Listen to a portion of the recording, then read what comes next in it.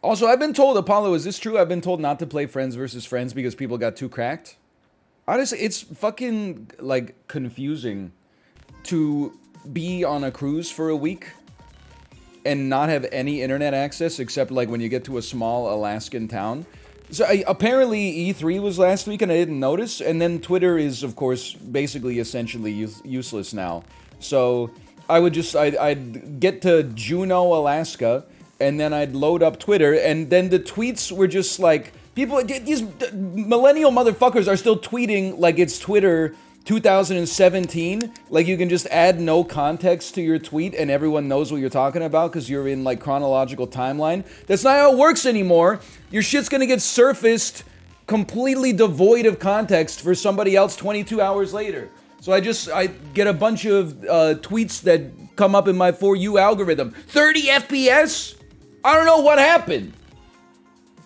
They find out people that I thought had like good brains were tweeting about Starfield of all things. 30 FPS? Oh, 30 FPS. Oh no. How 30 frames per second? How about how many good gameplay moments per hour will there be? Less than 30 in my opinion. I don't know. I've never even seen like a trailer. I think I saw a teaser in 2014, 2016. Is the Costco subreddit offline? Well, I picked a great week to go away. Everybody lost their minds. Twitch decided to self-destruct and then walk it back. There were 17 different E3 conferences and Reddit blew up itself. And now we got the most popular stream on the platform is a man from New Zealand playing American baseball. The most popular game on the platform is Dark Souls, but with Pinocchio. Like, you guys really get... I expected someone to step up in my absence. Instead, I came back like Troy with the pizza on fire. Wait, the house is on fire. The pizza's totally fine. Anyway, have I missed the Baby Gronk discourse? Well, can I tell you, like, someone said, I need your reaction on this drama. And it was just a tweet that was like, Baby Gronk getting rizzed up by someone else whose name Livy rizzed up Baby Gronk. Yes, thank you. I have no idea what it means. I did manage with the limited cruise data. I did manage to see Baby Gronk is a 10-year-old social media influencer who plays youth football. He's the #1 college football prospect. What are you talking? He's 10 years old. He averages 5 touchdowns a game. Yeah, but like against 10-year-olds, right? Why are you acting like Chiblee? Why is your face shaved like... Chat quick, what's the guy from Avatar The Last Airbender? Baby Gronk? I heard he got rizzed up by Livy? Is that correct? That's a child you're talking about? I don't really know what it means. I've been trying to parse it. I've been trying to piece it together. I now know who Baby Gronk is. I don't know who Livy is. I thought Riz was when you tried to like pick somebody up. That Riz is charisma. So if someone gets rizzed up, Livy is an LSU gymnast who was on the cover of Sports Illustrated. I thought, didn't they write like the Odyssey? Livy? What does it mean to rizz up someone? So she charisma him. She rizzed him up, bro. Chad is just jealous. I wasn't there. Baby Gronk is like just a really funny series of words, though. There's no doubt about that. Don't call him a drip king. It's weird. Now I'm lost. Isn't being a drip king just... I'm not begging the question. I'm being serious with you. Isn't that just dressing well? Yes. Oh, okay. That's not the guy who claimed he wasn't on steroids, even though he was on steroids, and now his new bit is telling everybody he's on steroids? That's the Liver King. What does the Liver King have to do with Baby Gronk? Nothing? What the hell? I don't get it, man. It's like talking to my grandparents. You know what's messed up? I mean, Dan and I were kind of talking about this during Counter-Strike. But if you're like 22 and you know all this shit, you're actually wasting your life. And I say that with no disrespect. You're in like your mental and physical peak right now. Go fucking like do something before it's too late. Don't get mired in the minutia of this aspartame culture. Okay, it doesn't actually have any merit. It's ephemeral. You won't even 5 years from now you're gonna be like, I don't even know what Baby Gronk is.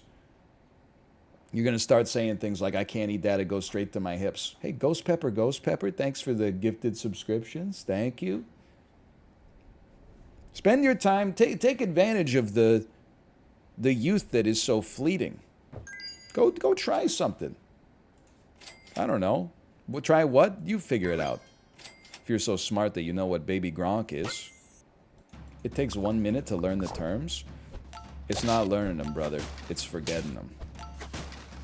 That's the part that really stings. That's the trouble with the curve. I've never seen it.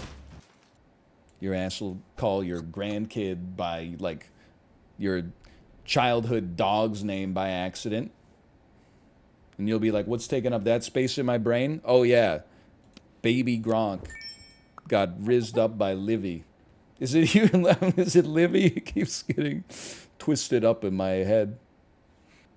It's a short form of Olivia. It's one letter shorter. Like, you got two V's in there. I guess you don't want to take L-I-V-Y. That's already taken back in, like, the days of ancient Rome. Or whatever. We're gonna get 10, I think, here. Have you ever been to Kitchener? Oh, no. I'm having, like, a moment here. Is Kitchener in the zeitgeist because of BlackBerry? You gonna ask me to tell you my favorite stories about Kitchener-Waterloo? I've been there. Jamal Murray's from there? I know more about Jamal Murray than I should for someone who's never seen basketball. But again, the Twitter For You algorithm thinks that I love Spider-Verse and basketball, which is fine. I keep clicking on the tweets. Anyway, I have been to Kitchener-Waterloo. Because, wait, I'm losing it. Have I been to Kitchener? Yeah, I've been to Kitchener-Waterloo. Am I crazy? See, this is what I'm talking about. You put that Baby Gronk shit in my head. Now I can't remember where Malf went to university. I think he went to Waterloo.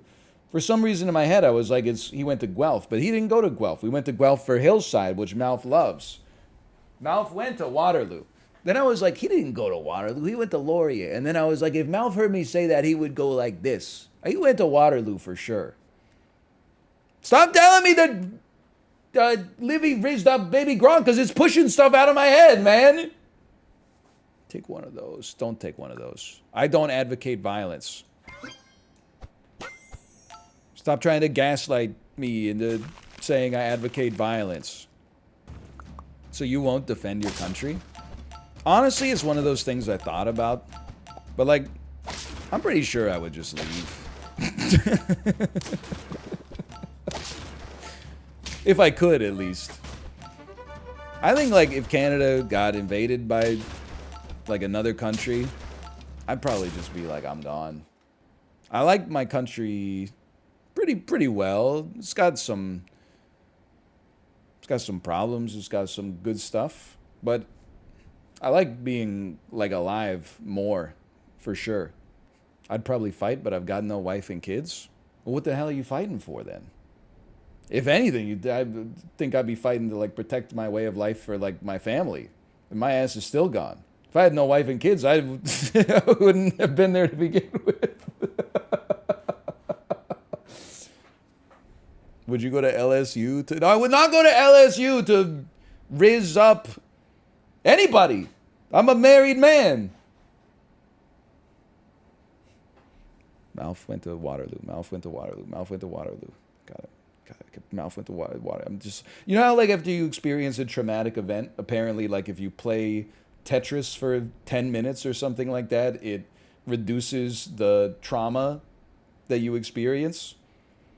I know it sounds crazy, but I feel like that's what I'm doing with this Baby Gronk stuff. Every time someone says Baby Gronk, I just have to like picture like a memory from earlier in my life so that I don't let the Baby Gronk stuff in at the expense of my earlier memory. Baby Gronk would beat you for sure?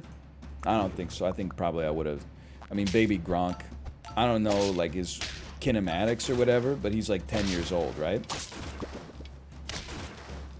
I just don't feel like he has the right kind of like levers to compete with a grown man like me on the Peloton. I think you're right. I think I would wash that fraud. He gets 5 touchdowns a game.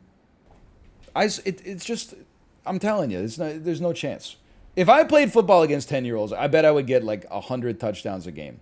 And I'll tell you, I'm not playing wide receiver or tight end because I don't want some little kid messing up the throw. I'm playing quarterback, and as soon as I get the snap, I'm just running it long. That's it. You know how many 10-year-olds it would take to knock me over in pads? If they could even, I mean, listen, I'm just going to be straight with you. There's probably 2 10-year-olds in every 5th grade class that could even catch me. So already we're looking pretty good. And then I think they would both have to hit me at the same time, quite frankly. I think I would dominate. Baby Gronk toast me? Baby Gronk doesn't even stand a chance. Hello, Chivly, by the way. Hello. It's no shot. They should make a football league where grown men play against children. Like, what about, like, I forgot South Park already did it. It's so embarrassing in the modern day when you realize you stole a joke from South Park. Let's just pretend I invented it. It's better this way. But what if you had, like, the team that won the Iowa State Championships for, like, Little League football go up against the Kansas City Chiefs? That'd be crazy, man. Took my bike to the lake, brought my shovel, brought my rake, took my boy to the swing, let him swing, let them ring. Bought my friends Italian beef, make them fart and make them queef. Abraham Lincoln was governor here, only a steel man can be enough. If you know what I'm talking about? Sufjan Stevens?